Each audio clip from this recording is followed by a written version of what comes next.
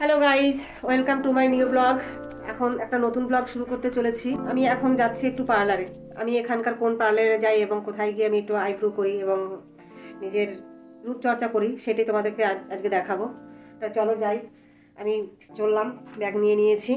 ঠিক আছে, তোমরা আমার সঙ্গে থেকো শেষ পর্যন্ত। আমি এই ব্লগটা তোমাদের সাথে শেয়ার করবো পুরোটাই। একটু খুলে দিয়ে যা চাবিটা। তো চলো, আমি রাস্তায় বেরিয়ে পড়েছি, যাচ্ছি আমি এখন পার্লারের উদ্দেশ্যে। সেখানে গিয়ে তোমাদের সঙ্গে আমি আবার কথা বলবো। দেখো, আমি চলে এসেছি আমার রূপসা পার্লারে। যাই তোমাদেরকে দেখিয়ে দিই। এখানে আমি আইব্রোটা করি। বেল বাজিয়ে দিলাম, দেখি কে কে খুলছে। দরজাটা খুলুক, তারপরে আমি তোমাদেরকে দেখাচ্ছি। তা আমি এসে গেছি, বেল বাজিয়েছি, দিদি খুলে দিয়েছে। চলো আমি ভিতরে যাই। জুতো বাইরে রাখবো,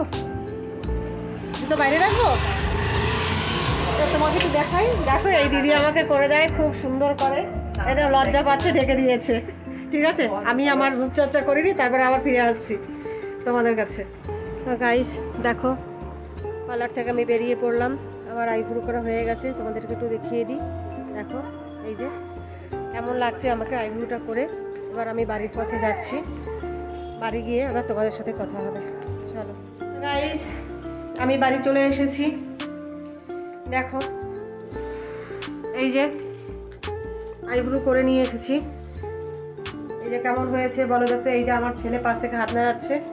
ঠিক আছে, ভেবেছিলাম ওখানে গিয়ে একটু করব ব্লগ, তোমাদেরকে দেখাবো পার্লারটা, কিন্তু যার পার্লার তার সে রাজি নয় আর কি, সে দেখাতে চাইছে না।